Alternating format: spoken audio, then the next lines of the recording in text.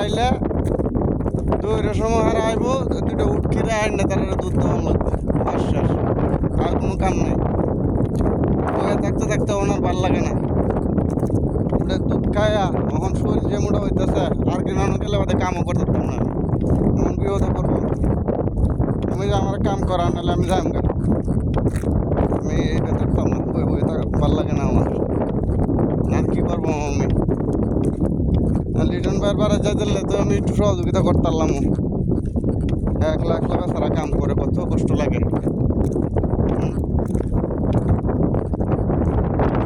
এই যে যাইতেছি, 2 বোতল লইছি। দুধ কিনা 2 বোতল দিকে আনলাম। এটা রান্না 4-5 জনে বয়ে খাইবো। অর্ধেক খাইবো আর অর্ধেক থই দিব।